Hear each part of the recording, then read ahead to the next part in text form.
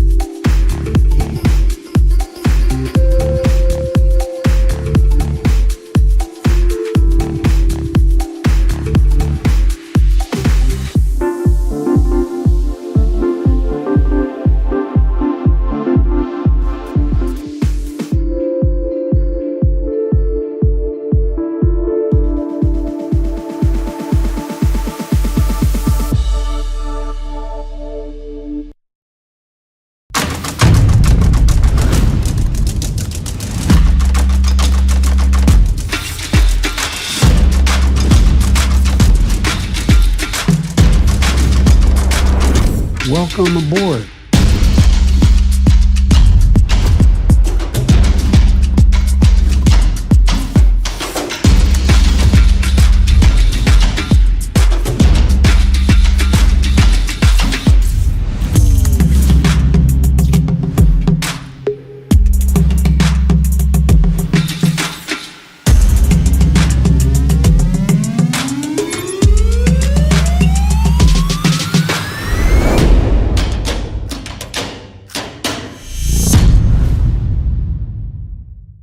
Please give it up for Axios business editor and author of the Pro Rata newsletter, Dan Primack.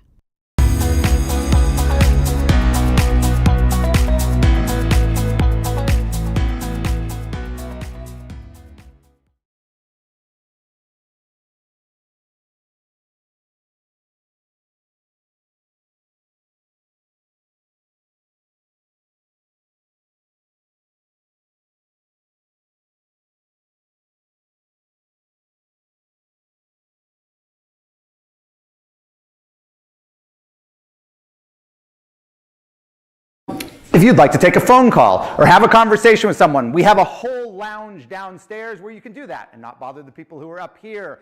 Also, on the back of your little badges there's a QR code that will give you information on today's program, stuff about the venue, the Wi-Fi password, and all that sort of stuff. Huge thank you to our sponsors, Consensus, Lightspeed Venture Partners, and Latham & Watkins. And also, finally, if you do have any questions while you're here or there's anything you need, Axios staff is walking around. They all have little blue Axios pins. They will tell you what you need. And again, big thanks to everybody who is watching us on the live stream. Hashtag Axios BFD. So I think we should probably start. My first guest today is somebody who has held a lot of different hats. He is the former governor of Massachusetts. He is the former CEO of Harvard Pilgrim, a giant health insurer. He was briefly an executive in residence with General Catalyst, the venture capital firm, but right now, and mostly what we'll be talking about, he is president of the NCAA. Please welcome Charlie Baker.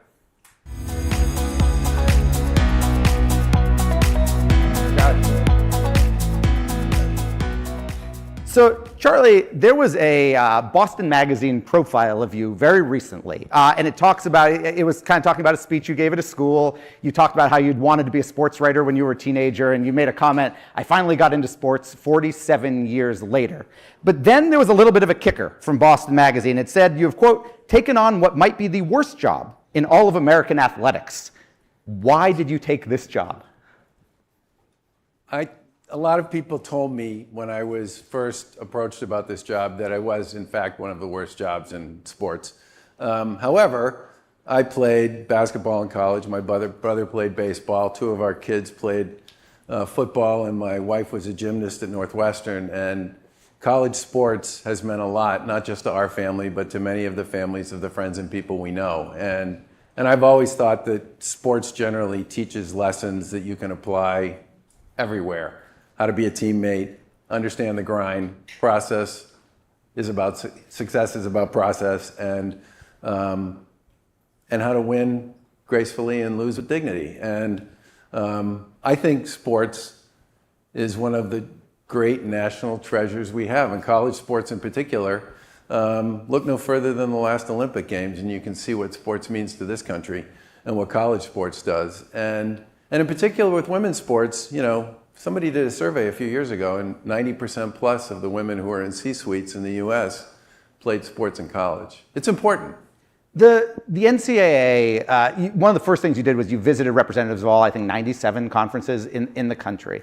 Why today does the NCAA make sense as a single organization when you have such disparate members in terms of size, in terms of mission? Yeah. I think what I would say about that, and part of the reason I wanted to talk to all 97 conferences was to make sure that I knew what was on their minds.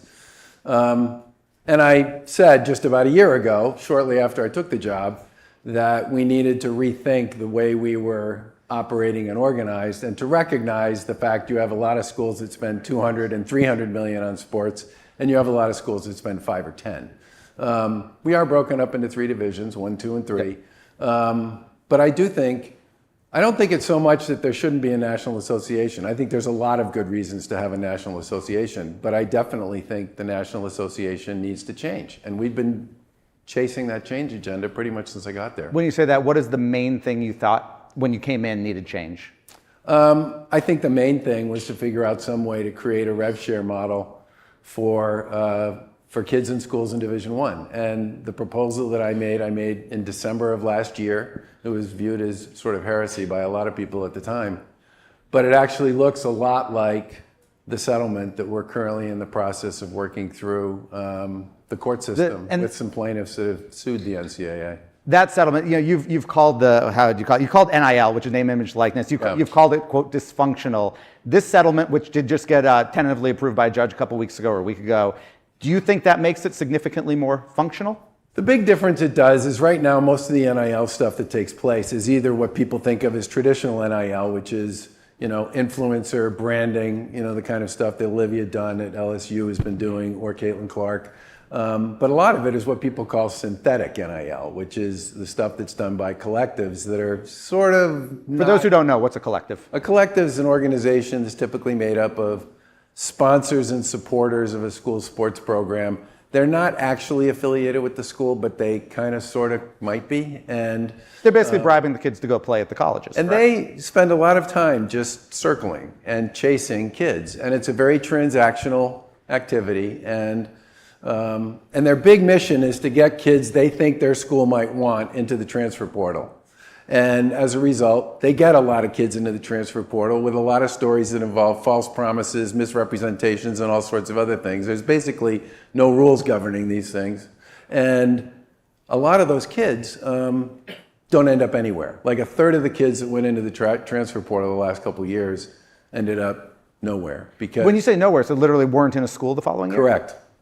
You said that So the settlement Yeah. basically says NIL should be something that the schools negotiate and purchase with their student athletes. And That's the big change. And under the terms of the settlement, a certain number of schools, kind of some of the biggest schools, are going to be able to directly pay athletes a little bit over, in aggregate, a little over $20 million per year. A couple questions about that. One, do you know right now, given Title IX, will that have to be split evenly between male and female athletes? We don't know the answer to that. That was another thing about the collectives that was a problem. The collectives are not, because they're not actually part of a school, they don't have to comply with Title IX. There's a lawsuit in Oregon where that's being discussed. But if you look at where collectives spent their money, 95% of it went to men's sports and 90% of that went to football. And schools do have to comply with Title IX. What we have asked for and hope to get from the federal government, if the settlement gets approved, is guidance on how to think about Title IX in the context of the schools actually being the ones who are engaged in NIL. Do you feel a little bit like your job, you're constantly putting your finger in a dam, because it seems like you solve or potentially solve one problem, and this settlement also deals with NIL for past athletes. Yep. It pays them a couple $1 billion for past. It feels like that you put your finger in the dam and then someone else sues. So for example, if you got that ruling from the federal government that said it has to be 50-50, you could almost see some booster somewhere suing you guys saying, no, I only want to give, the school should only be giving money to football.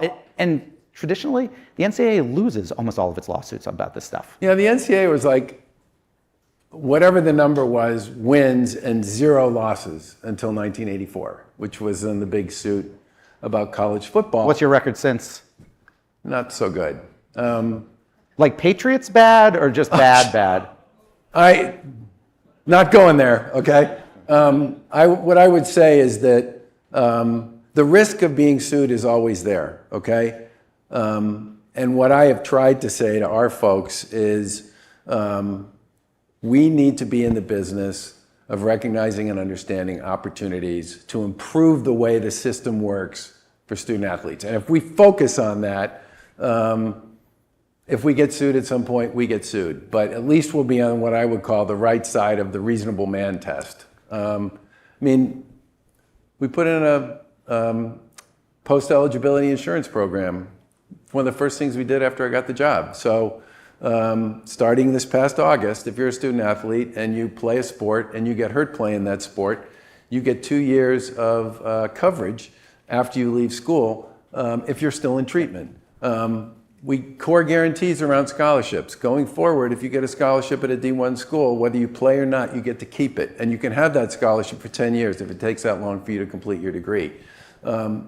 We've been really aggressive about sports betting and about the conflicts associated with that and the abuse that's directed at student athletes because of that. Can you talk to me about the abuse piece? What do you mean by that? The amount of traffic that comes at kids on social media, and all we know about, what we've done is we do a lot of surveillance work around our championships, because earlier in my term, my first year, which would have been the spring of 23, there was a threat made on social media that was severe enough that we... To a student?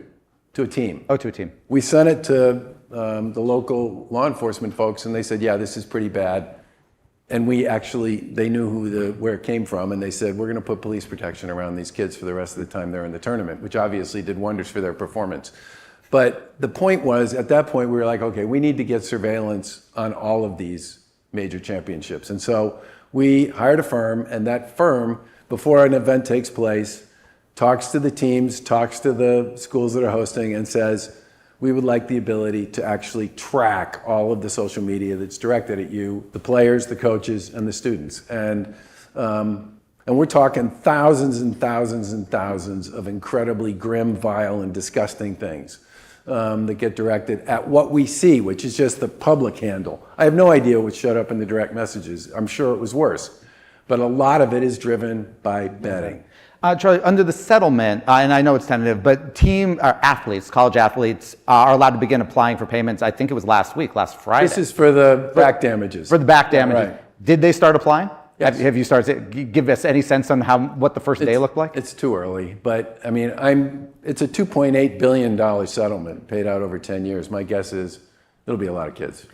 How do you view your authority? The NCAA is a really strange organization. I hate to say it this way. You almost seem a little bit Talking like to a guy who came out of government and I know, healthcare. but you seem almost like a little bit, I hate to say it this way, and I have some, like a step parent. Like you have authority, but everyone also kind of knows it's a little bit tricky. Do you feel like you have real authority in this position, or do you feel you're more a guiding force than a regulatory force? I say to people all the time that I have influence. For a variety of reasons. But the NCAA has 180 committees, and those committees have coaches and athletic directors and faculty advisors and conference commissioners and all sorts of other people and they are, for all intents. Speaking of conferences, can you make a conference that says they have a number like 10 or 12 in it actually have that many teams? Can you do that? Is that your authority to make them at least have the math work? Or no, that's not, no, you can't. But you're right in the sense that these committees are, in fact, the policy-making body for the organization. And what I have tried to do is to steer us in what I would describe as the best direction I believe we should be moving in. And we've had a reasonable amount of success in a reasonably short period of time, given that it is a committee-based system. And your argument about, do I have the kind of authority I had when I was governor or when I was CEO of Harvard Pilgrim? No. But it still matters. Speaking of past government, you have said when it comes to kind of protecting students in terms of promises made, you've asked Congress to kind of intervene on this. You do come from government. What makes you think Congress is going to actually do anything, really about anything? Do you have any actual faith that will happen? I mean, I would... The U.S. Congress. No, but this is interesting, the way these stories get communicated. When I was busy talking to those 97 conferences and listening to them and hearing what they had to say, I also went to Washington because I wanted to hear what people in Congress had to say. I did a lot more asking and listening when I was down there than, asking or demanding, right? And what I learned was they said, clean up your own house. Do something about post-eligibility injuries. Do something about kids getting run off campus on scholarships. Do something about figuring out a way to deal with this issue around NIL. So I feel like we've sort of done a lot of the things we got asked to do. I think if you were to say to me, if the settlement gets approved and we implement it and it works the way I hope it does and creates some real accountability and transparency and what I will call consumer protections for young people, then the ask from Congress would get relatively narrow, and it would be mostly about preemption. You now have 34 states that have different laws around how NIL works, and that's not just a problem for the NCAA, it's a problem for any conference that has more than 2 states in it, which is practically all of them. And then some sort of defining statement around this question about employment. There's an argument that I keep hearing when it comes particularly to college football, that the way that the conferences are moving and the way teams are moving into different conferences, you're soon going to get basically one super conference, maybe 2 super conferences. They're going to be the ones who get all the media money, and then the other smaller D1 schools are going to be left without media money, and either will go away or that super conference should just leave the NCAA and should basically become a minor league. Do you feel in 10 years, is there still going to be the sort of college football that we know today where you've got dozens and dozens of D1 schools competing against each other for the same championship? The hard part about, one of the really interesting things about being in government was I would get asked all the time to predict the future. And I pretty much never did. Can I ask you a different way? Let me just finish, because I knew I would be held accountable for what I predicted. Most of the people who predict whatever they want and realize no one's ever going to ask them 5 years later if it happened. What I would say about the future of college sports, and especially about football, is there's a huge part of community that comes with college sports and with college football, especially big-time college football. And I think one of the reasons why it it stays inside the four walls of the schools is because it's such a big part of people's undergraduate and alumni experience. And do I think there's going to continue to be efforts made to find ways to enhance the value of that in the context of its TV ratings? I mean, those two games last weekend in the SEC both had more than 10 million viewers. I think the answer to that's yes. But when people start talking about mashing the whole thing together and sort of moving it outside the four walls of the school and making, I mean, remember, most of the kids who play on those teams are not going to play professionally.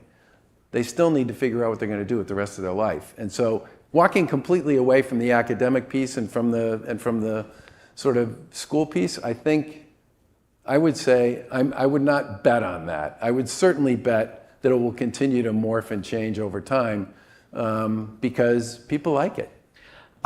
This is a deal-making summit. There has been a lot of talk about private equity starting to potentially get into college sports in different ways, possibly buying into conferences, buying media rights, creating advisories for athletic departments.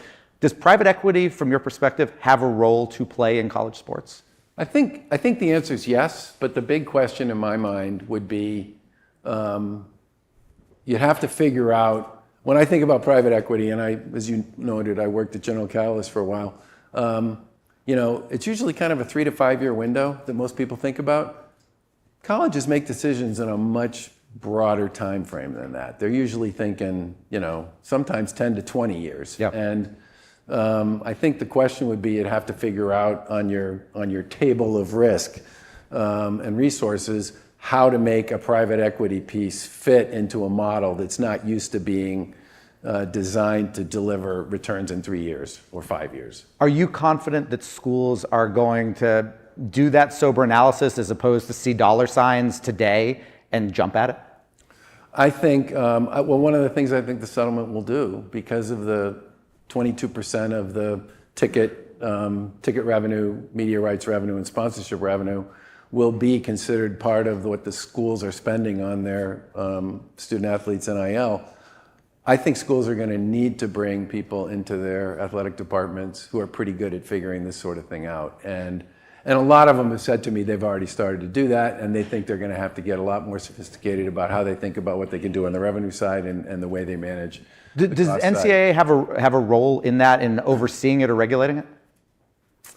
Our primary interests are still going to be with the kids. It's going to be about academic and athletic eligibility, graduation rates, progress to graduate, championship management, health and safety. I think we'll still worry a lot about those things.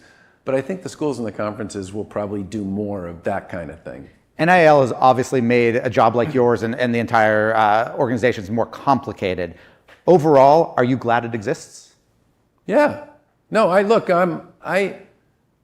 asked this question when I got interviewed for the job. What do you think about, kids getting paid? And I said, well, I think it's a technology issue as much as anything else. And they said, what do you mean? I said, well, I grew up in a North Shore of Boston, and my kids started watching this guy who was writing silly songs on YouTube. And he was really good and really funny and very creative. And so we used to watch every week when he would put out his new songs. And eventually he got to like 100,000 followers, and then all of a sudden he had sponsors, right? The guy's name, by the way, was Bo Burnham, who became pretty famous. Yeah. But to me, what's really changed when it comes to fashion and music and influence and sort of all aspects of life is technology, and the internet made it really easy for very young people to build really big followings. And once you got to that place, you could not, in my mind, separate athletics from everything else. You go to a lot of games that past NCAA presidents haven't gone to. In your, whatever it's been, kind of a year and a half, what's been your favorite collegiate sporting event to attend? Okay, so I'm going to be political here and give you 2 or 3, because if I choose one, then a whole bunch, I went to the D2 spring championships last year in Orlando.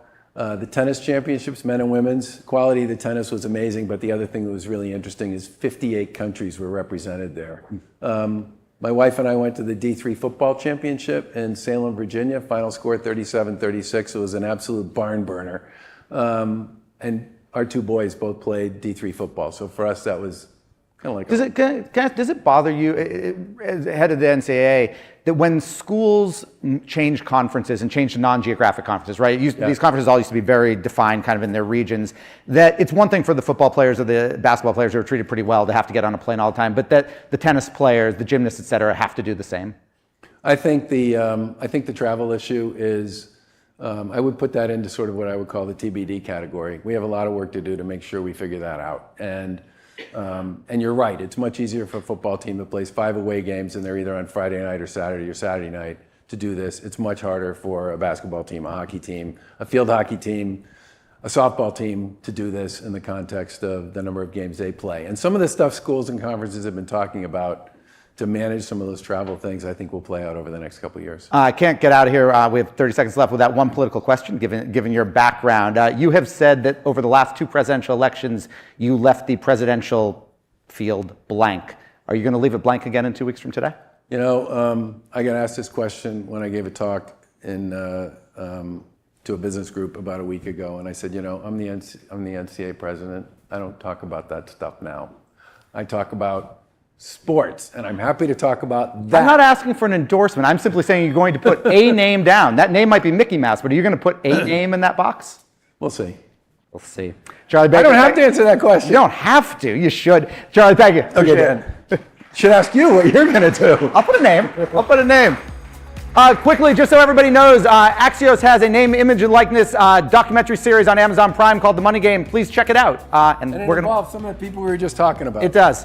Thank you.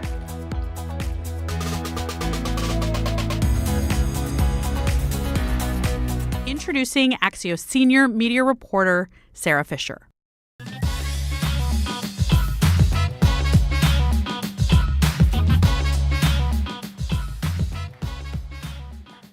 I'm glad that Charlie Baker got you warmed up on the topic of sports because we have a heavy hitter in the women's sports industry who is joining us next. Michelle Kang is the majority owner of the Washington Spirit. That is the home base of Axios. And she's here to talk to us today about investing in women's sports. Michelle, come on out.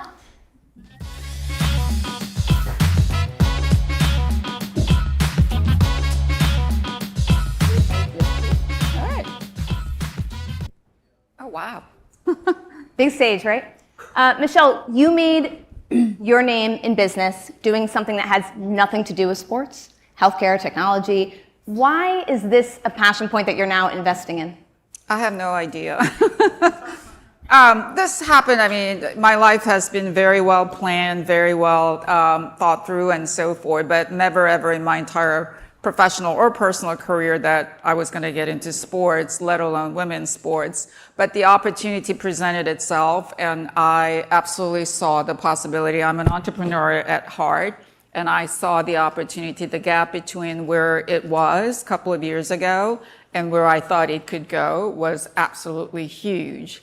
And I was actually very surprised that there has not been a level of investment that either the Silicon Valley, all this money sitting around, hasn't really discovered. So just like what I did in the entrepreneurial world, in the IT business, healthcare IT, I jumped in when everyone was very skeptical.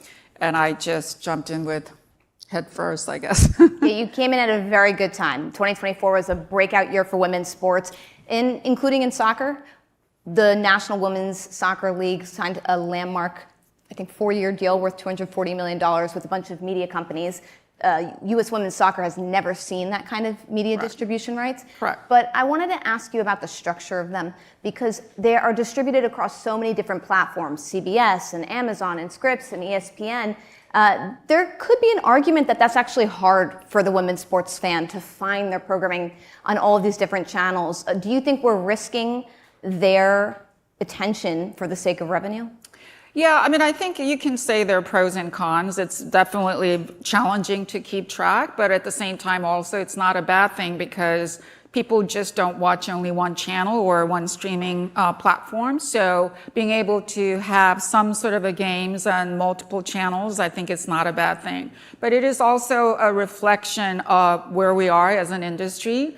We have pretty hefty competition, not just from other women's sports, but other mainstream sports. So there's only 24 hours a day, and there are only a few hours of the sort of the prime time. So we are competing against those time zones. So as we get more competitive and bring our more fans, we're absolutely positive that we'll get to more prime spots, and then the mainstream media companies will get in. But I have to tell you that women's sports, especially women's soccer, this is several years ago, there was a study done about women's sports, and one of the findings was actually women's soccer, women's sports fans are most internet savvy because their games are not available on mainstream television. So they had to be very resourceful to find the games to watch. So as a result, they're actually very internet savvy. It's a good thing and bad thing. But so it is really a very competitive market, but we're getting there. Just relatively speaking, between 1.5 million a year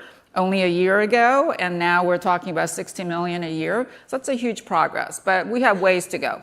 Yes, and I'm glad that you brought up the digitally savvy women's sports consumer, because the audience is definitely there, and it's a strong audience for advertisers, young, in the demo, digitally savvy, but the sponsorship gap between women's soccer and men's is extraordinary. $24 million a year for women's, 600 for men. Why do you think that gap persists, and what are we supposed to be doing to close it?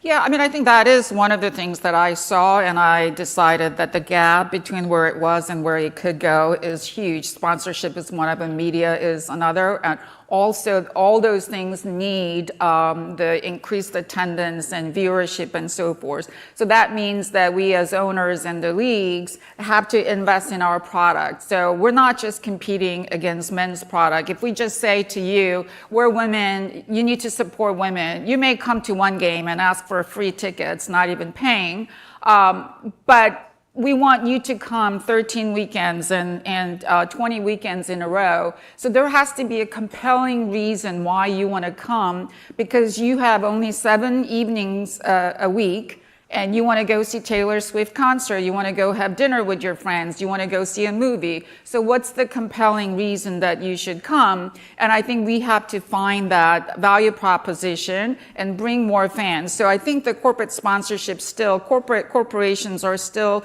somewhat stereotyping female sports. And it's my understanding that actually some of the models are always looking backwards. How many people came to your stadium? How many people watched on television?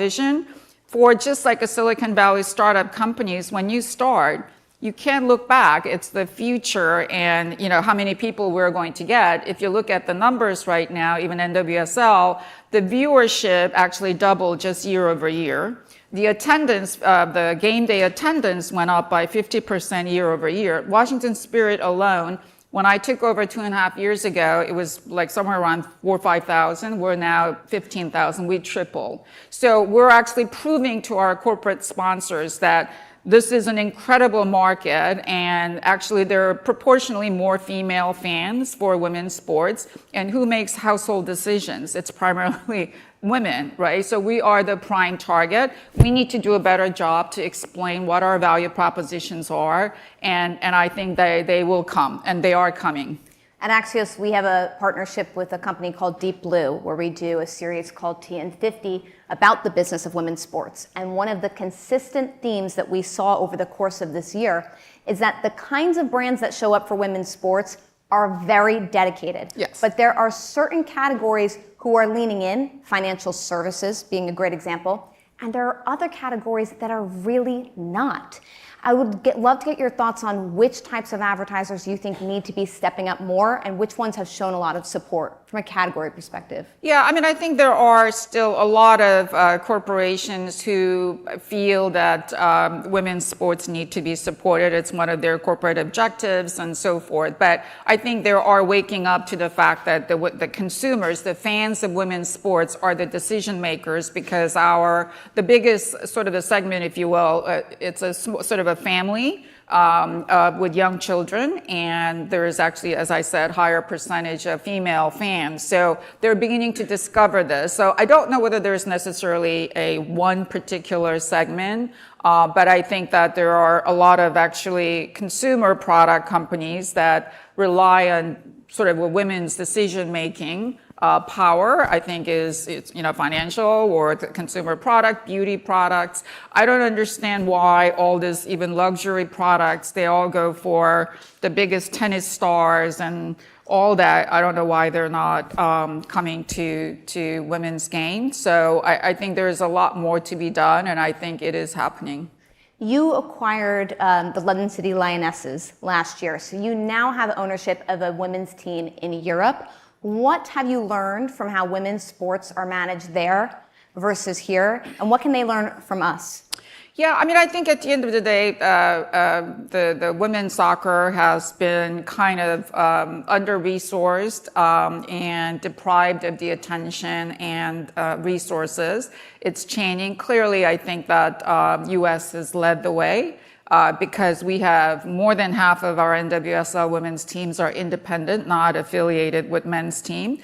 In Europe, the majority, I don't know what the right number is, but I dare to say over 90% of women's teams are all part of men's team. And they all got started because they felt that they should have women's teams, but they have not been investing as much as they have been investing in women's football. But I actually spun off the Olympique Lyonnais women's team, which is the first in Europe. And of course, a lot of people thought it was crazy and so forth. But now actually other teams are following because they recognize that there's a lot more to be had, and there's a lot of benefit for having dedicated women's teams. So they may not totally separate, but they're separating even inside the club.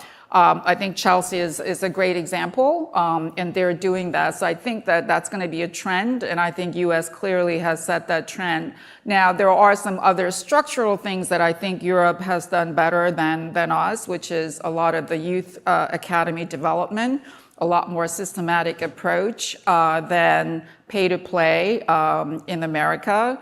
The development of some of the coaches. So there are certain things that we can learn from in terms of the development of the players and the coaches, but also that commercially, I think, there's a lot we can kind of compare and learn from each other. I think one area where the world has looked to the U.S. in terms of leadership has been equal pay. Obviously, the U.S. women's national team putting out a lot of effort to move the needle there. But on the global stage, it's still abysmal. CNN, I think, did a study about the last FIFA World Cup in 2023 that said that women were being paid, I think it was about 25 cents to the dollar compared to men's soccer players.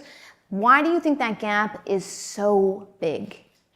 Well, I mean, I think one thing that I want to tell everyone is that we do have to be patient, right? So Magic Johnson became our investor a couple of months ago, and we were chatting. And if you actually, when you look at NBA or NFL, you just think, oh my God, men's sports are so big and all that. When he got drafted into the Lakers, which I think is 1979, NBA final games were not even broadcasted live. It was tape delay, right? So they had several decades of experience and operations to get to be where they are. So women's football, by all account, in my opinion, has kind of gone through this incredibly explosive growth area in the last only 3-4 years. So I think we have a long way to go. In terms of equal pay, I mean, it has a lot to do with how many people are coming to watch our games and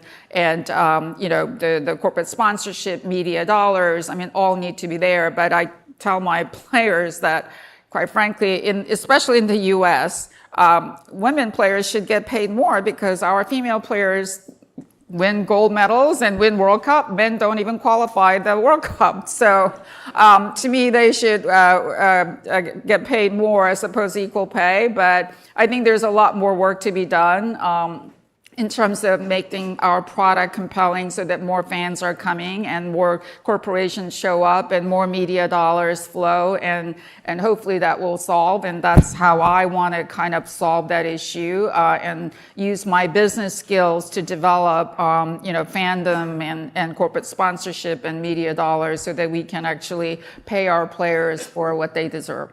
So right now you have ownership of 2 women's sports teams the Washington Spirit, and then the Lionesses in London. You've donated to women's rugby in the past. You're interested in other women's sports. Do you foresee yourself starting to get really invested in sports outside of soccer? And if so, which? So, I mean, I think the rugby thing was, as I said the other day, it was the most expensive game I attended. But I think when I learned about the rugby during the Olympic, the situation of women's rugby team, where the rugby team is very similar to where women's soccer was 3-4 years ago. A lot of players are still part-time. They're doing literally bake sale to make their ends meet and so forth. So I wanted to give them little kind of a catalyst to get that going. But I think that, I do have Leon.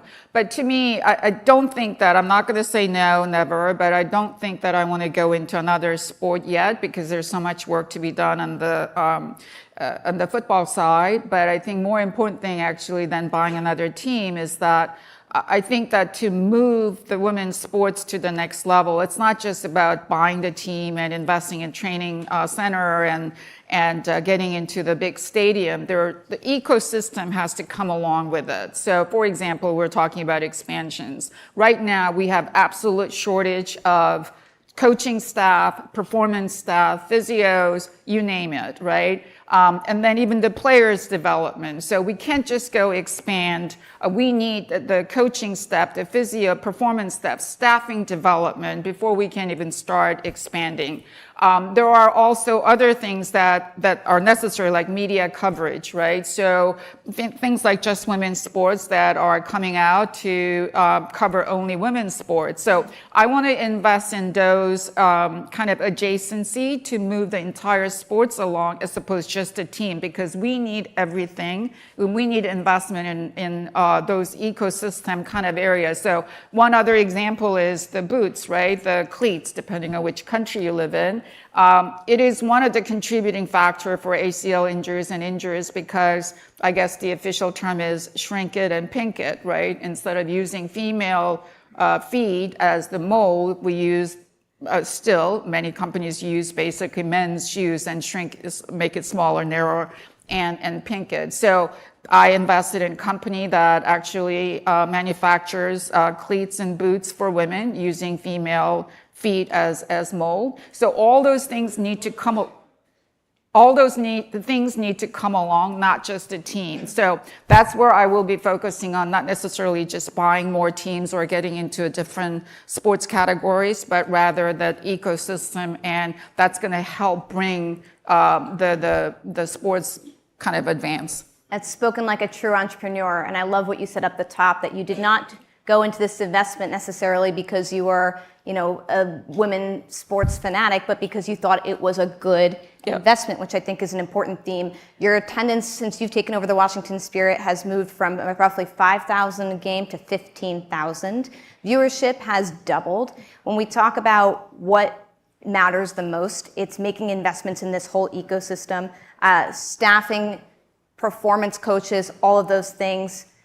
Shrink it and pink it. I'd never heard about that, but we definitely need better I didn't coin that phrase. Women. It was already there. Yeah. I love that. And then lastly, when we were talking about what women can learn here from the folks over in Europe and what they can learn from us, super interesting that the NWSL has mostly independent teams that are not tied to men's teams compared to in Europe where over 90% of the women's clubs are tied to men's club. Everyone, please give a round of applause to Michelle Kang, owner of the Washington Spirit. Thank you. Okay. All right, thank you. All right, everyone. Don't go anywhere yet because we've got a lot going on. Michelle, thank you again, and I'm going to let the program keep rolling.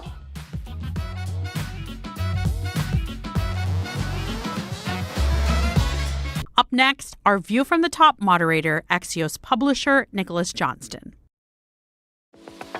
That was fast. Good afternoon, everyone. I'm Nicholas Johnston. I'm the publisher of Axios. Thank you so much for being here. This is year 3 of BFD for us. I love our events. They're the physical manifestation of our journalism. It lets us see all of our readers are real people. It lets all of you see that Dan Primack is a real person, not a newsletter writing robot sent from the future.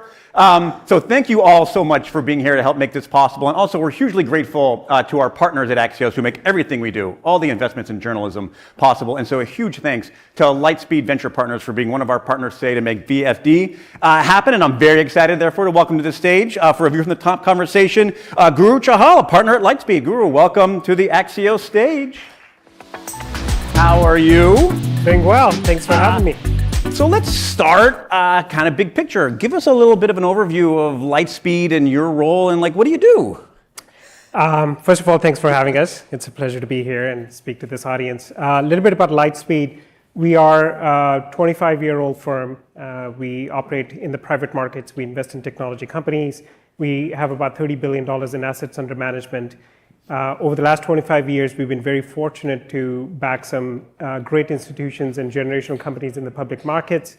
We've invested across 4 technology cycles at this point. We started our journey with investing behind companies in the internet cycle, in the late 2000s, in the mobile cycle, in cloud in the early 2010s, and now, of course, over the last several years in AI, which we're pretty excited about. I mean, we can't have an event anywhere on earth without talking about AI under federal law. So let's dig into a little bit of that. Your view of AI, how it might fit as a super cycle is a word people use a lot. Tell us what you're seeing in that. So the way we view it from an early stage investing perspective, we believe we're in what you might think of it as phase 2 of AI. So phase 1 would be starting about 2 years ago when we had this magical moment where we all used ChatGPT and suddenly realized that this thing is really magical. It's truly transformational. Yeah. And so for over the last 2 years, we've all seen founders furiously building on top of this new capability in the landscape and build some really interesting businesses. Now this phase 2, so that was phase 1. This phase 2 is about this coming realization that, wow, this is real. The numbers are beginning to show up. We were talking about billions of dollars of value being created in these markets, not just in enterprise value, but actual business that is happening. Right. And so that's been really exciting to see in this sort of second phase of AI. Well, dig in a little bit more into that. How does that translate itself into the real world, into companies deploying this? Where does, again, phase 1 is ooh, this is really cool. But now, what does it do? Yeah, right. So the way to think about this is, in this wave, it's both about the size of the wave, that's where people are deploying this, and the speed at which they're deploying it, both of which are really interesting. In terms of size, to give you a sense for the numbers, the entire enterprise software sector, where we invest, for instance, is about $900 billion market today. And all of that is accessible to AI, all of that gets transformed with AI. But in addition, AI gives access to technology companies to reach into the services sector, which is another $2 to $3 trillion. And that's where we're seeing tremendous amounts of innovation. So we're seeing innovation in workflow automation, knowledge worker automation, exponential growth in these businesses, in almost any business that takes unstructured data, whether it's in legal tech, healthcare, knowledge work, and then generate some sort of a structured information coming out of it. Are these more, in your sense, more realistic applications as opposed to the gee whiz stuff? We see on social media, oh, it'll make movies by itself or control all these crazy stuff. Where the real value is in this phase 2 is maybe not super exciting, but super valuable. Yeah, so look, we love the gee whiz stuff too. We were early investors in companies like Snap and others. Yeah. They're massive businesses to be built when you really impress consumers and capture their attention. But the real stuff is, I'll give you an example of a couple of companies in our portfolio. One that I can't live without, which is a company called Glean, which connects to internal enterprise databases and data and is able to answer questions just like you might ask a colleague. It's hey, how much did we invest in Glean in 2019? And it'll answer those questions. So this ability to distill insights from knowledge is one use case. Another use case, one of my favorite, is we connected with a company called Abridge earlier this year, and we led their recent round of funding. The CEO is a doctor who wanted to improve patient care and the doctor-patient experience. And today, if your doctor is an Abridge customer, you can walk in and just have a conversation with the doctor. The entire conversation gets automatically transcribed. The medical note gets generated, uploaded into Epic or another EMR, and from there, action items get automatically assigned to the appropriate people to schedule a follow-up or send a note to the pharmacy, et cetera. So just really day-to-day, very, very real use cases that are showing tremendous value and resulting in some of the fastest growing businesses in our And this portfolio. is the stuff that's coming now. This is part of that phase two. That's exactly right. That's exactly right. So to give you a sense for the numbers, we've all seen NVIDIA. So no question, right at the bottom of the stack, there's just tremendous value creation. NVIDIA has gone from about 20 billion or 10 billion in revenue in 2020 to over 60 billion by 2024. So in 4 years, it's 6x its business. The layer above that is the foundational model layer, where we believe a lot of value will continue to get created. So foundational model layer are companies like Anthropic and OpenAI and Google's Gemini and Mistral and others. This layer has gone from sub 100 million in total revenue in 2021-22 timeframe to our estimate is about $6 to $8 billion in revenue right now. So that's the second layer. And what I'm talking about with the bridge is the next layer up, which is applications. And we are seeing application companies go from zero or a standing start to 10, 20, 30, 50 million in revenue. And that's when you get into a real super cycle as that begins to spread. That's exactly right. So today it's infra at the bottom, NVIDIA, foundation model layers, and applications. This will invert over the next decade, where certainly there'll be tremendous value still to be had in infrastructure layers and foundation model layers, but applications is really where... Let's widen that view then a little bit. Can you give us a sense of what is the macro investing environment then, even separate from AI, or does the AI spill into everything? AI certainly spills into everything, but in the macro environment, it's especially given the nature of the audience here, I'll point out a couple of things that we've been noticing. We got our start back in 2000. At that time, if you look at the total number of venture capital firms, we were about I'd say about 1,000 venture capital firms managing about 200 billion in overall capital. Today, 20 years later, we're about 10,000 venture capital firms managing close to 2.2 trillion in capital. Right. And so why is that happening? That's happening for basically two key reasons at the macro level. The first one is a vast amount of new value creation in the economy worldwide is in technology. Today, the top 5 companies by market cap are all 5 are technology companies. Interestingly, all 5 venture-backed in some cycle or other. So that's one. Tremendous amounts of value creation in technology. So technology represents about 10% of the GDP today. That's up 3x from 25 years ago. We expect that to continue with the rise of these applications that give access to the services sector, which is the largest sector in the economy. So that's one. The second reason, and the more profound reason why I'm really excited personally, is a lot of the value capture is now increasingly happening in the private markets. The average company, when we got our start, used to be in the private markets for 3, 4, 5 years before they IPO'd. Yeah. Today, the average time is 12 years. Now, to give you a sense for how profound that is, if just 3 companies, Salesforce, Google, and Amazon, had stayed private for 12 years, the value capture in private markets would be over $200 billion just from those 3 companies. And so an increased amount of value capture is happening in the private markets, which is where we Well, then place. how do you, this always comes up at BFD almost every time we talk about that expanding private market. How do you navigate that? What is your approach to success with that change in the market? Yeah, so we have always stayed true to our principles. The first one is find generational companies that are addressing the largest market opportunities. So big markets, find the absolute best teams that are addressing those markets, exceptional founders that can execute to that market opportunity. 3, partner with them very, very early. That's the ethos of our business. So we got our start writing the first inception stage checks into large public institutions today. We stayed true to that. And since then, we have now expanded to multiple sectors and being global and investing across stages. All right, so we've got your investment philosophy here. We're about to get the hook and run out of time, but we love to end Axios on a one fun thing. I'm going to make this a one portfolio thing. I know you love all your children equally, but if you had to pick a couple of your investments, what are things that really excite you? What are things we should keep an eye on? So a couple I've already mentioned, Glean and Abridge. I'll mention one more. I know I'm breaking the rule with 3. This morning, if you haven't seen announcements from Anthropic, watch a video that they just uploaded this morning where the latest and greatest AI model controls and interacts with your computer in the same way you and I would.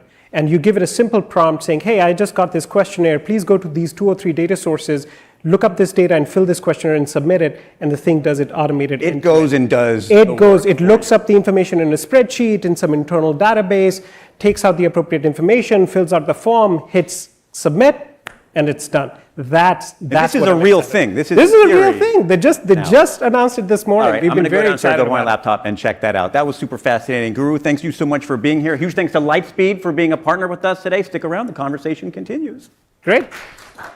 Thanks, Nick.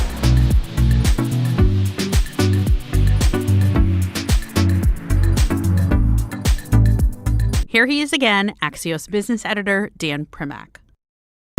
Hey. I'm really excited about our next guest because we've been talking a lot about tech, and this is a tech company, but it is also primarily a healthcare company, and we're going to get to talk about a lot of stuff, including GLP-1s. So please welcome Zach Raitano, CEO, co-founder of Row.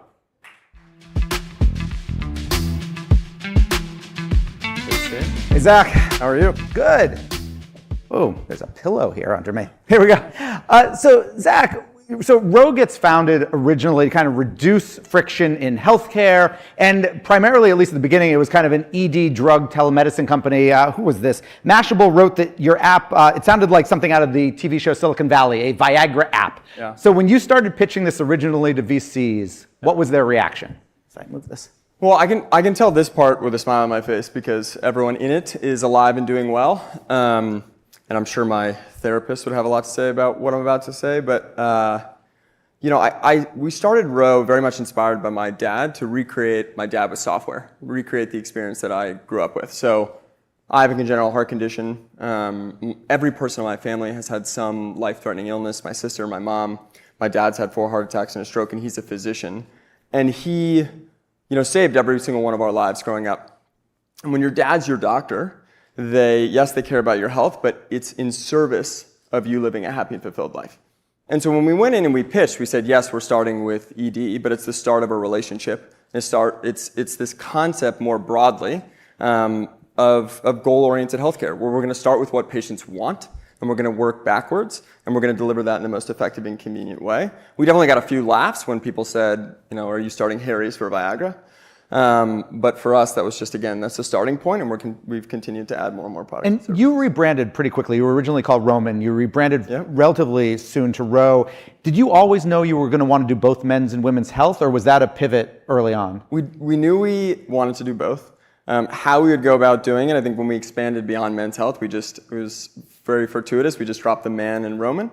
So we were very lucky that way. That was a happy accident. When did you find out, you have a primary rival and have almost since the beginning, which is Hims and now Hims and Hers. When did you learn of them? It's fascinating to think about how these ideas sort of come about because they're based in SF. We were based in New York and we launched one day before they did. So we launched on October 31st, Halloween, in 2017, and they launched the next day. And I think while it's frustrating sometimes, overall I think it's been a tremendous motivator for the company, right? Competition is good, and it keeps us, we push one another, and it keeps us building the best product. Do you remember your reaction when you heard of them? We heard of them actually over the summer when we were both raising money.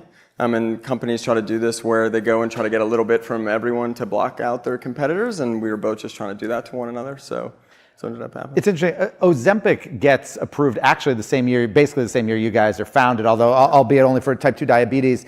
Didn't really hit the mainstream until much later, much more recently. Yeah. When did you start thinking about GLP-1s as being drugs that Row should be offering? Yeah.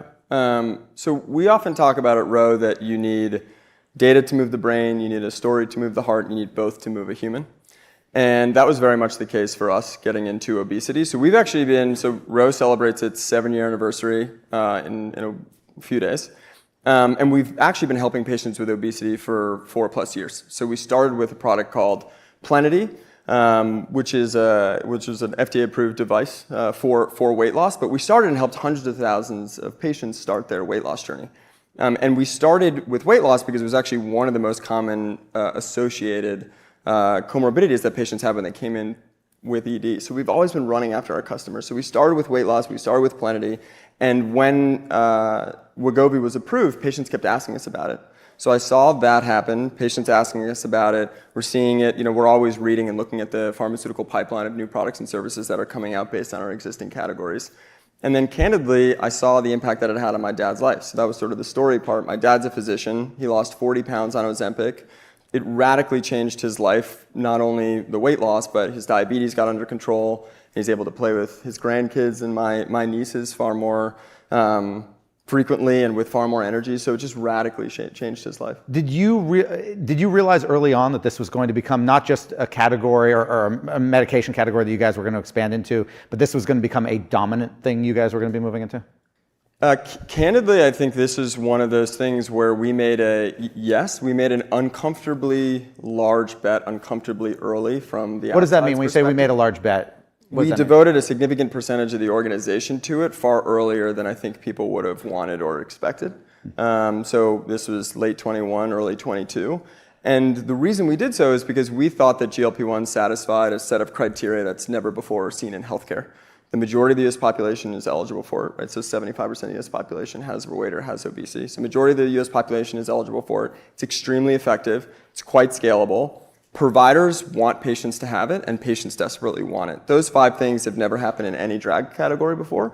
And so from our perspective, the prevalence and widespread usage of GLP-1s is inevitable, and we think that has a bunch of different, which we can talk about, a bunch of different cascading impacts throughout the healthcare system and rippling beyond. But that to us is what led to us making such a large investment behind it, and it's obviously been one of the fastest growing parts. Well, let's talk about it. You said to me recently that you feel that people, just in general, are overstating the short-term impact of GLP-1s and understating the long-term impact. What does that mean?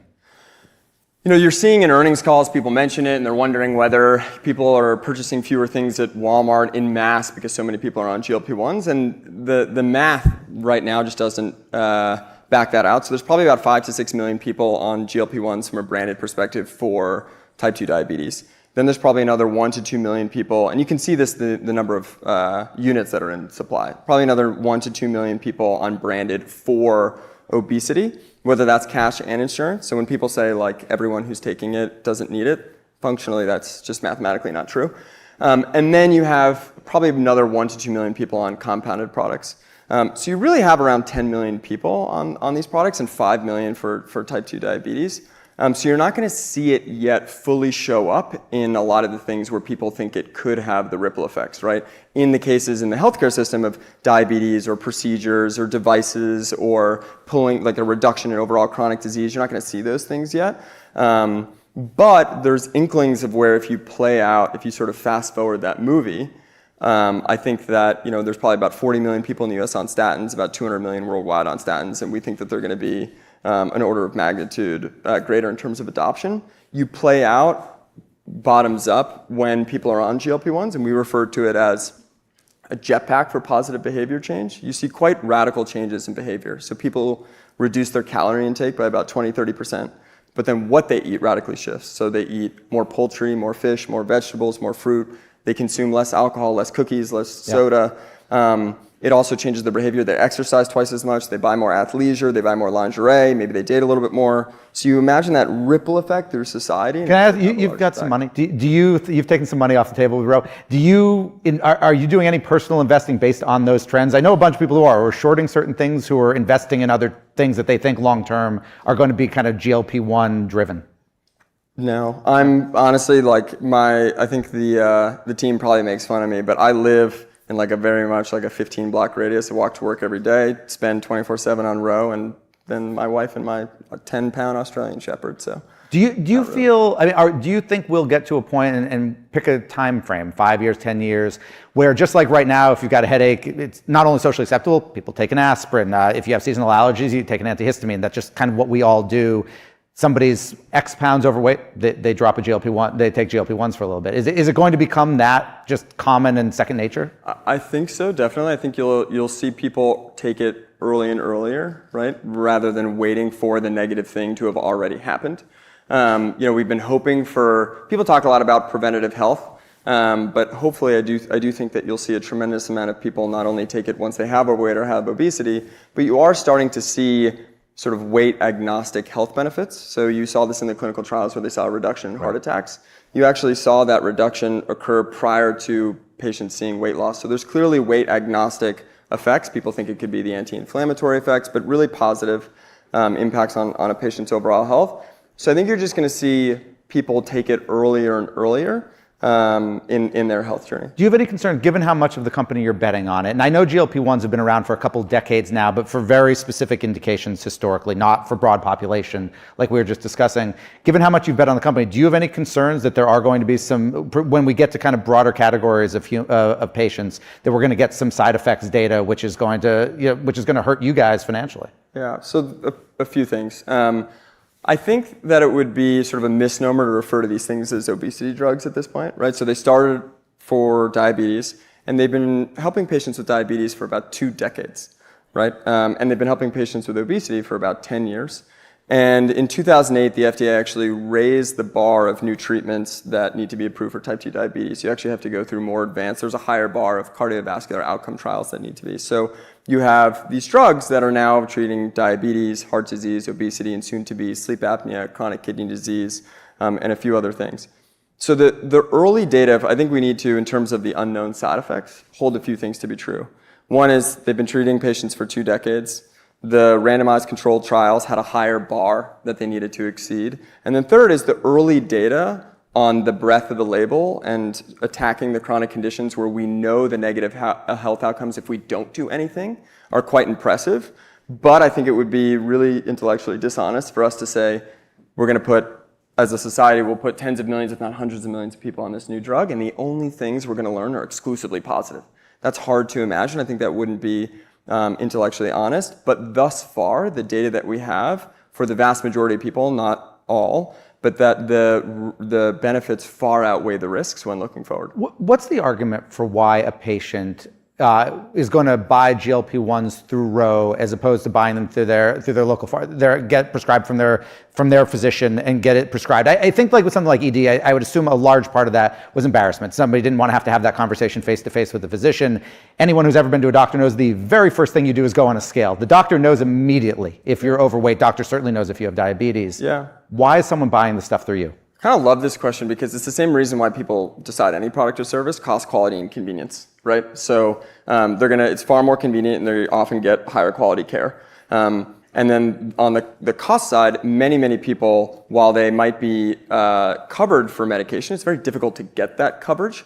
And so we have world-class what we refer to as an insurance concierge, where anyone can come to Ro. So anyone in this audience can go to Ro and see if they're covered for these weight loss drugs, whether they're covered, whether prior auth's required, what the copay is. And then we actually will do a really great job at communicating that and fighting on their behalf with their insurance company. So you see a lot of— You have your own blood lab too, is that correct? We do have our own lab, yep. And so we actually have best-in-class prior authorization approval rates. A lot of other companies, let's say, will be in the 40 to 45% prior auth approval rates. We're in the 80% prior auth approval rate and can handle that fairly seamlessly, whereas your in-person doctor couldn't. So cost, quality, and convenience, and not having to trade off on any of those is usually the reason people— You and I had coffee in Boston in the spring of 2023, and during that coffee, you mentioned that a majority of your new customers coming in at that moment were women.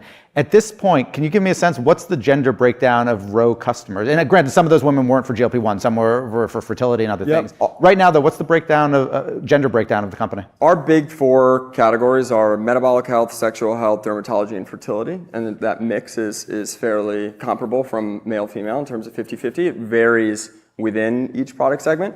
But I sort of think the narrative violation that we normally have when we share the demographic data of the company is that it's far more representative of the entire US population. It's not coastal, it's not exclusively wealthy or lower income, it's fairly distributed.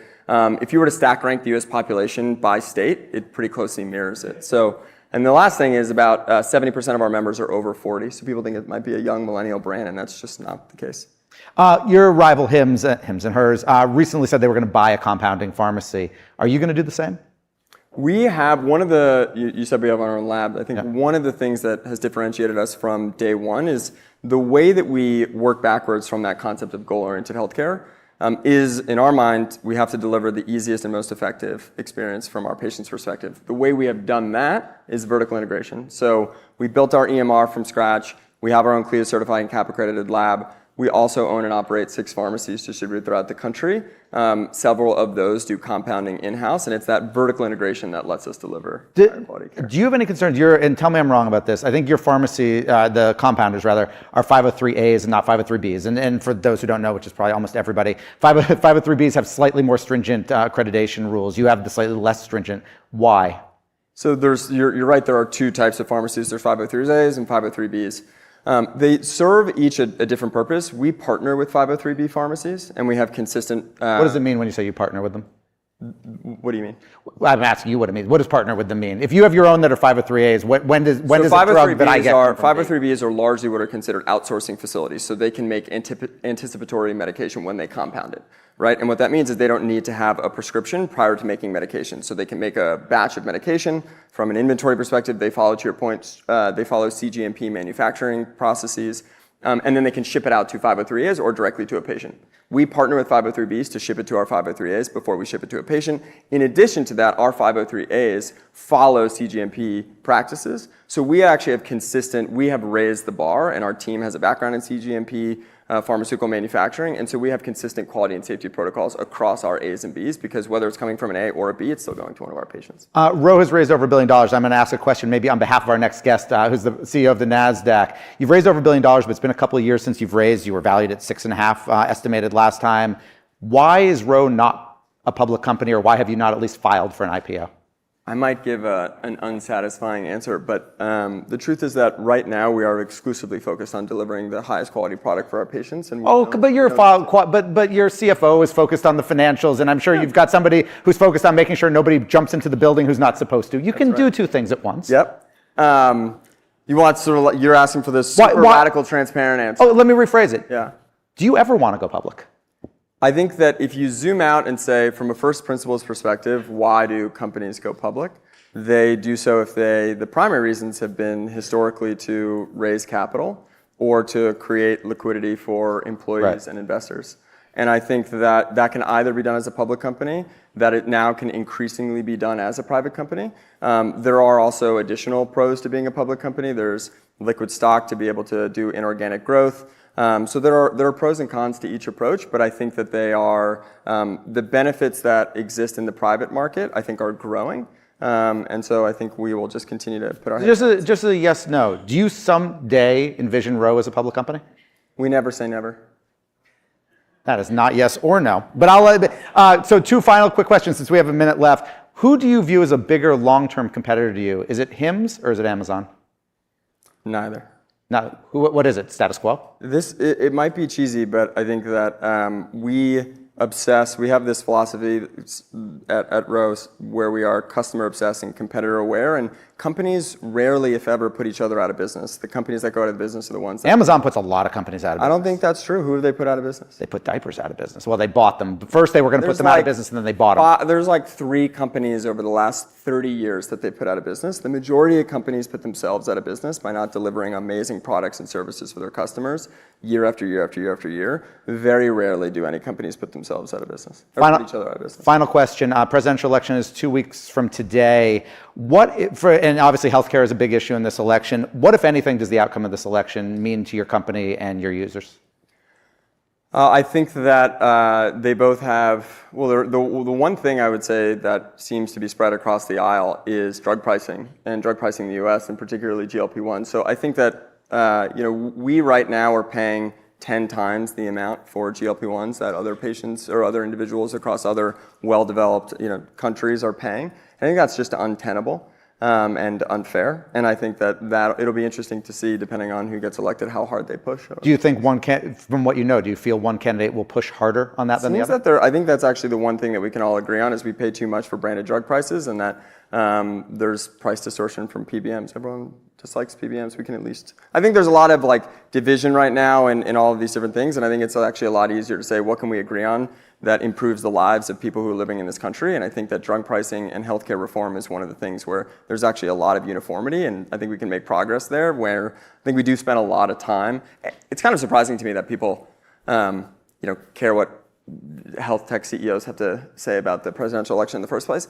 But I do think that where there's alignment, we can actually make people's lives better, and we should just spend far more time there right now. We have one more conversation before a break. Zach, thank you so much for joining us. Thank you so much.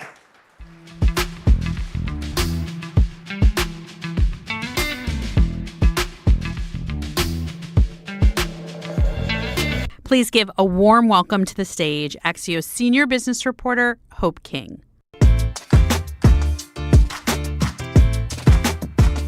Hello, everyone. It's so great to be here with you. Our third Axios BFD NYC. This is where it all started, and we are so pleased that you could make the time for us this afternoon. Before we get to our next conversation, I do want to tease that we have an event here tomorrow as well on the future of women's healthcare. And I would love to just give you a brief overview of that event, which will feature angel investor and activist Hannah Bronfman, Agenda founder and former ABC News chief medical correspondent Dr. Jennifer Ashton, and more. So if you'd like to be here again tomorrow, we'd love to see you. Please find an Axios staff member. They'll be wearing a pin with the blue A, and they'll give you more details. All right, without further ado, I am incredibly excited for our next conversation. This is a person that we've wanted here on our stage for a very long time. She has been at the helm of one of the world's largest stock exchanges since 2017, at which point she made history as the first woman ever to lead a global exchange. Please put your hands together to welcome the NASDAQ CEO and Chair, Adena Friedman. Welcome. Thank you, Hope. Thank you. That was very nice. Great to have you with us. Oh, it's great to be here. So, first question, are you paying interns now? You started as an unpaid intern. So we are paying interns now. Okay, great. Yes. That was a very important question that I wanted to get with you, because you've been with NASDAQ for so long and you've seen the trajectory of companies. You've got a lot of conversations that you've heard backstage that you kind of want to respond to. Before we get there, though, I do kind of want to start with just where are the IPOs? I mean, we're still down about 71% in terms of the absolute number of IPOs since pre-pandemic 2019. Yeah, well, I would say that the IPOs are starting to resurface a bit. You're seeing healthcare coming back into the markets, and you're seeing good and warm investor reaction to more recent healthcare IPOs, which is excellent to see. That's a big part of the portfolio that we have at NASDAQ, so pretty excited about that. But when it comes to tech IPOs and other industries, but let's focus on tech, software companies, there are two things that they're focused on. One, they want to be able to show a whole year of improved performance over 2022 and 2023 so they can demonstrate, because 2024 has been a better year for software sales. So they want to have 12 months of really strong performance before they start to think about coming out into the public markets. The second is that the cost of capital environment has made it so that companies, those that are relying on capital to continue to grow their businesses, are definitely trading at a discount. So the markets themselves, everyone's thinking, oh, the index is up, so therefore the markets are up. And yes, the index and the markets are up. But it's a little bit of a tale of two cities between large cap, which has done very well, and you can kind of see in the S&P 500 you have kind of a 10% kind of valuation increase in the large caps. But if you look at the S&P small cap index, they're actually down 10%. So, it's been a little bit of a tale of two cities. And when a lot of companies come out, if they're coming out, let's say that they have $500 million of revenue and they're growing really fast, and maybe they're cash flow neutral or even somewhat cash flow positive, great company to take public, but you want to come out on a high note. So you want to have a strong earnings. You want to see the cost of capital, which means the interest rates in the economy kind of continue to trickle down. And therefore, I think that creates a really interesting environment to go public. So we do anticipate more IPOs as we get into 2025. Do you think that the presidential election year is a factor in all of this? Well, people are waiting to. Yeah, I mean, now it is.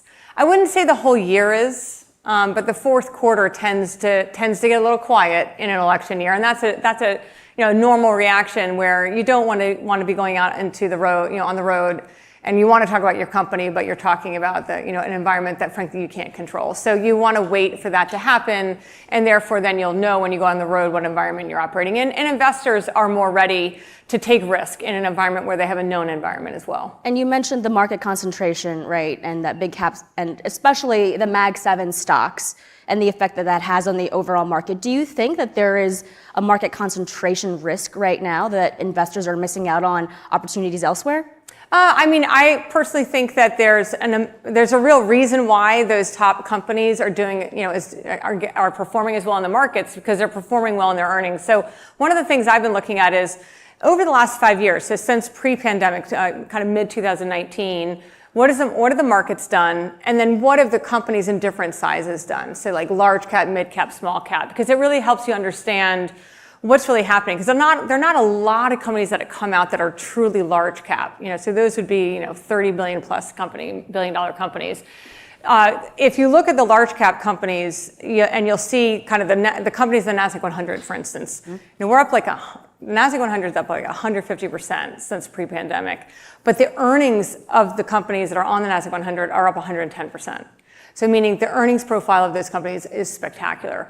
And then if you look at kind of the mid-cap companies, you're looking at like the broader index, which would be, I would say S&P 500 has large cap, mid-cap. They're up about 80%. The companies that are listed on them are up like 50% in earnings, right? Whereas the small cap index, the broader small cap index, the index is up about 50%, but the company earnings are up about 35%. And one of the things to think about is debt service. You know, large cap companies, we all fix our debt. We have long-term debt. We've been able to really ride out this higher interest rate environment pretty well. But small cap companies have really struggled because they generally have more variable interest rate debt, shorter dated debt. So they're having to refinance in a much higher interest rate environment. So the percentage of debt service to EBITDA or EBIT has gone way up. It's about 40% for small caps, whereas it's around 12% for large caps. So you have to realize the environment has been a challenging environment for a lot of companies, but the index itself is weighted towards larger companies for good reason. The larger getting larger, and therefore investors, public investors, are doing quite well.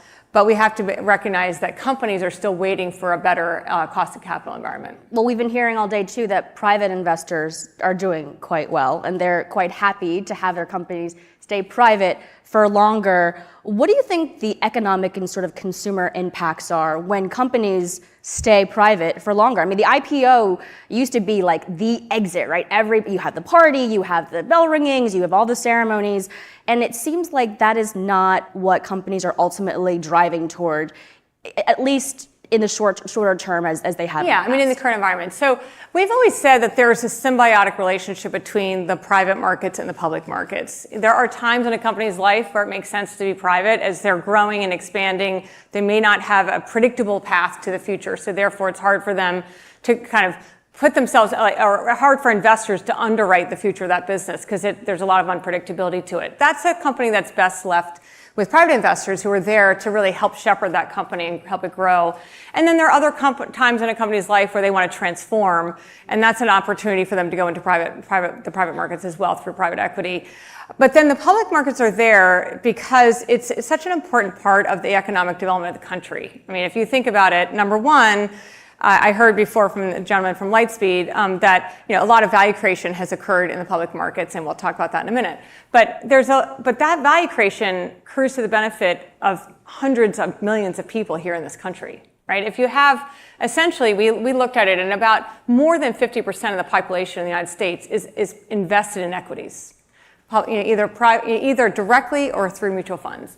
If those equities are not in the hands of, if they're not in the public markets and they're not investable by these people, well, then they don't get the benefit of that value creation.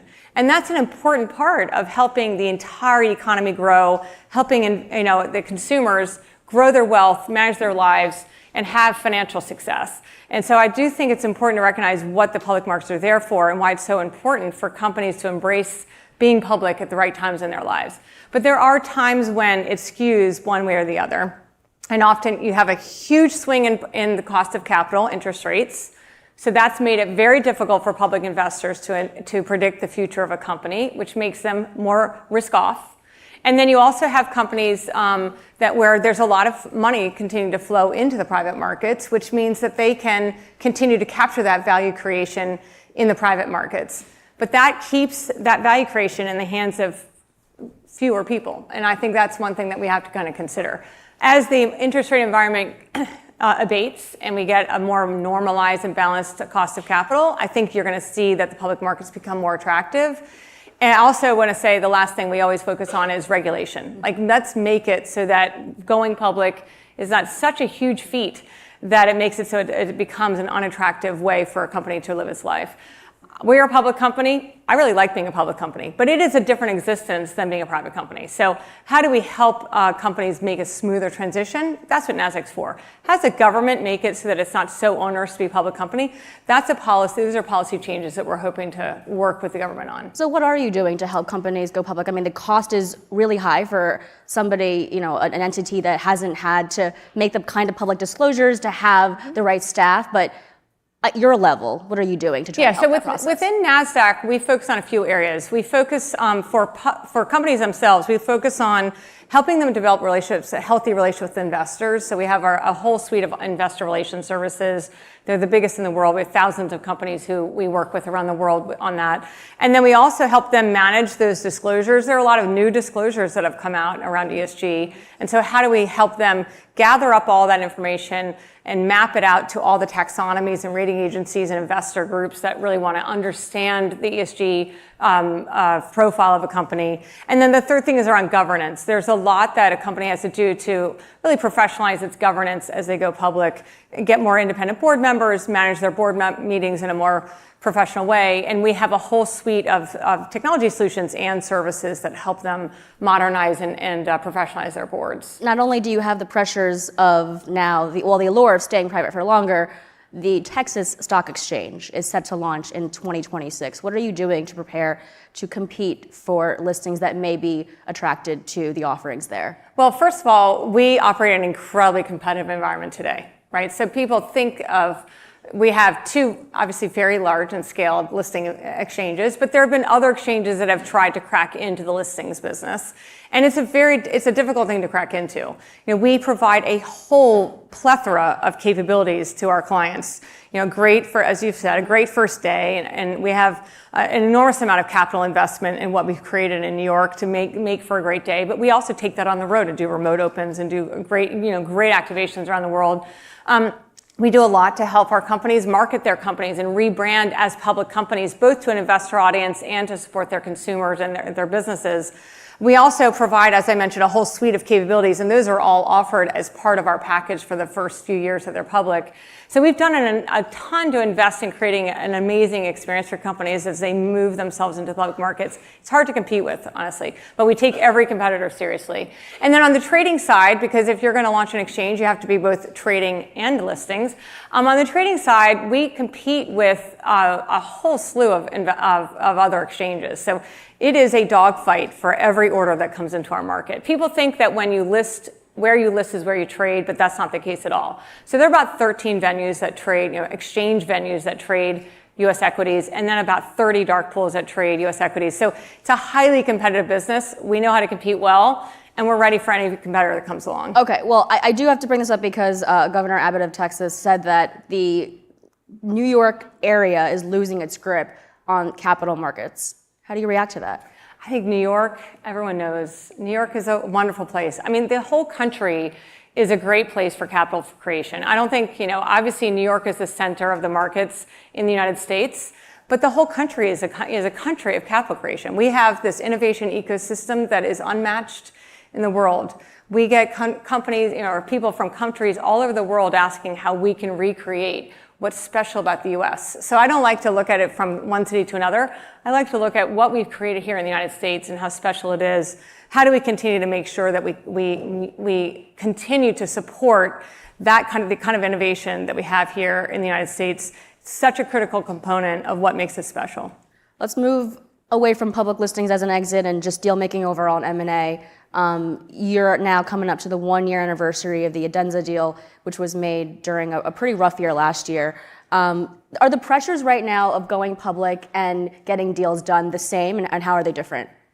Well, we've talked about the going public, so we'll talk about the acquisition landscape. So we did a very significant deal last year. We bought a company called Adenza from Thoma Bravo for $10 billion. We announced that deal in June of 2023. Right as interest rates were kind of hitting a peak, and it was what I would call a risk-on trade in a risk-off environment. So we had incredible conviction that this was the right next step for NASDAQ. We're just so proud of what we've been able to do. The largest deal in NASDAQ's history. It is, and we've been, over the last year, we've kind of had 3 key pillars: integrate, innovate, and accelerate. So how do we integrate it successfully? How do we make sure we're innovating constantly within all of NASDAQ, but including the products that we acquired? And then how do we make sure we accelerate growth and expand the business and expand the opportunity for all of NASDAQ, but including the products in Adenza? And I think 1 year out, we feel great about where we stand. But it is a different environment. I've done M&A now since 2004, so 20 years of doing an M&A at NASDAQ, and with a 3-year break, but 17 out of the 20 doing deals. And it is a different environment. The regulatory process is very different today than it was, let's say, 20 years ago. And I would say that we have to be very mindful that we are very fortunate to be subject to the DOJ, not the FTC. But why are you very fortunate? Why is that a fortunate? Well, it's a little bit more. It was a little bit more of a standard process. We closed the deal in 5 months, so I think that's a more standard process. But a lot of companies who are having to go through the FTC, it's a non-standard process today. And I do think that the FTC has, if you're not careful, the antitrust process can have a huge chilling effect on the entire innovation ecosystem.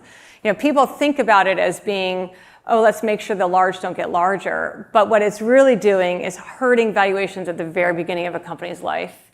Because if you're a VC investor and you are thinking about investing in an innovator that has no track record, that has very little business, and you're taking a big risk on that business, the first thing that investors think about is, how am I going to exit?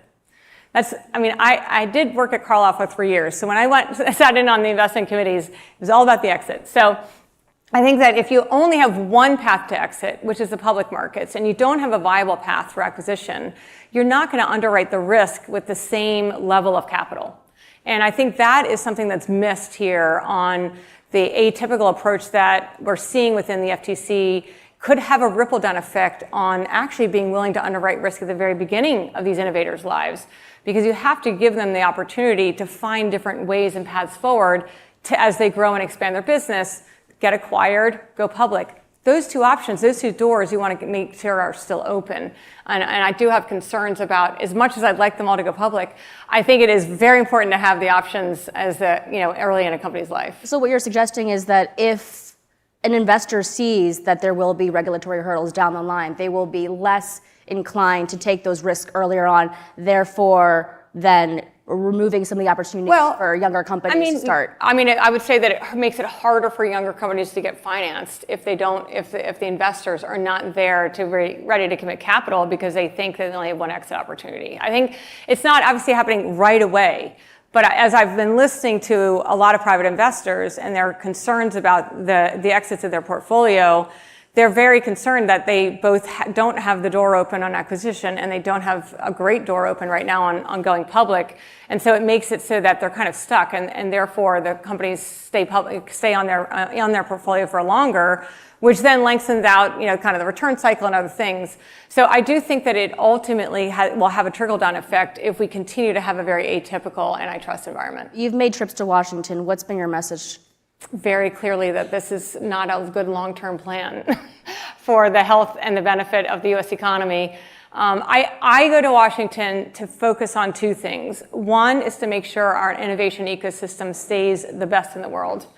And there's so much on the policy side that's important there. And the second is to make sure the public markets are the best in the world. And again, there's a lot of opportunity to improve there too. All right. So those are the two things that we tend to focus on. And antitrust is a part of that conversation. Well, the chair isn't here, but Lena Khan has said in the past that these efficiencies don't really materialize ultimately, and that it really becomes actually an inflationary pressure. What are your responses to that? I mean, she's clearly looking out for the broader consumer and not a set of very accredited investors. Yeah, I mean, I think the first thing is we've had a very short-term period of inflation, but over the last 15 to 20 years, inflation has stayed extremely low, which has allowed the country to maintain a very low cost of capital for over 20 years. So I'm not so sure that on the macro basis that we're seeing that. She may be responding to a very short-term situation, which has nothing to do with acquisitions. It has everything to do with other factors in the economy right now. So we've talked a lot about where we are. Let's talk about where we are going in the last segment of our conversation. I hate to ask, but I have to ask, which is, what do you expect for the deal-making environment to be post-election? Oh, I hadn't expected that question. I think that the M&A environment, it's going to...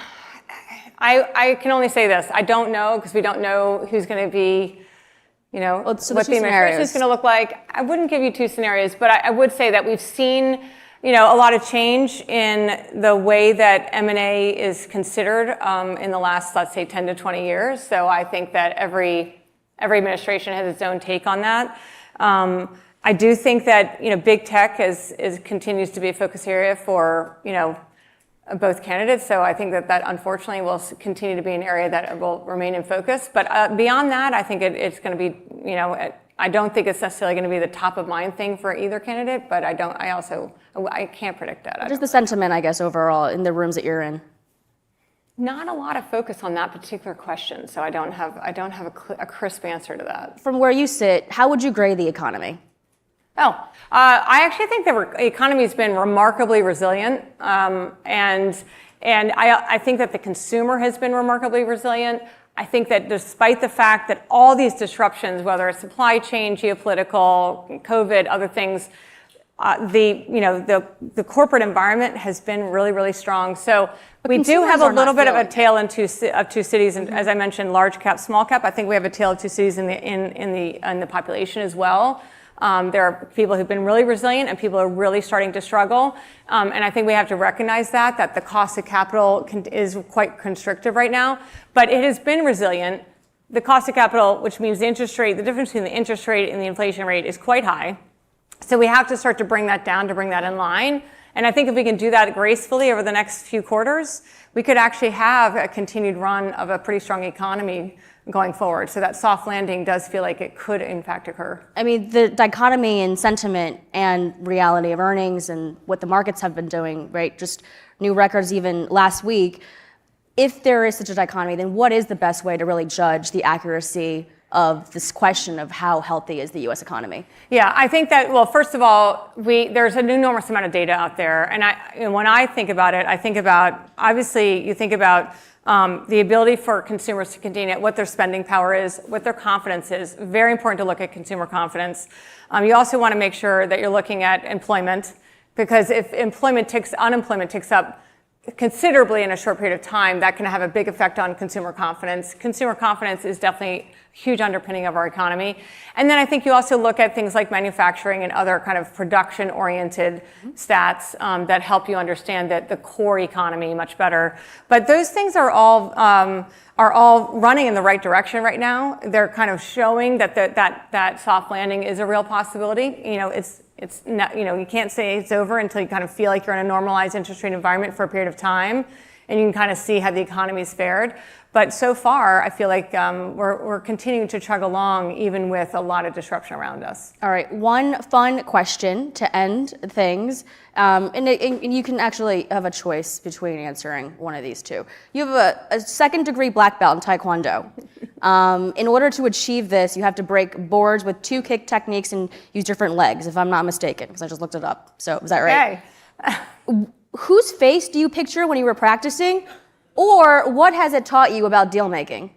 Okay. Well, first of all, in our test, we had to fight 2 people at once. So did you pick? So you have to 2 pictures or 2 exactly. people's faces? So the first degree black belt, you fight 1 person, and you do have to break boards. But then the second one, you have to fight 2 people at once. So I don't tend to visualize faces. That's not my thing. I tend to focus solely on survival. So I would say in the case of fighting 2 people at once, the best offense is a good defense, right? So you want to make sure you just stay on defense. Now, when it comes to M&A, however, I always say that one of the great things about Taekwondo is you do have to focus on offense and defense simultaneously.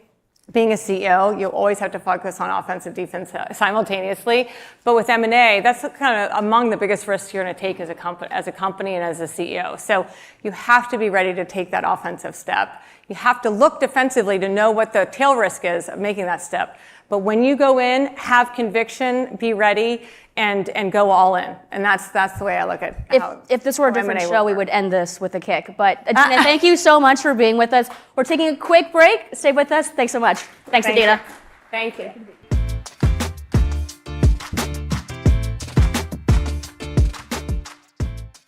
Don't go too far. We'll be right back in just a few minutes.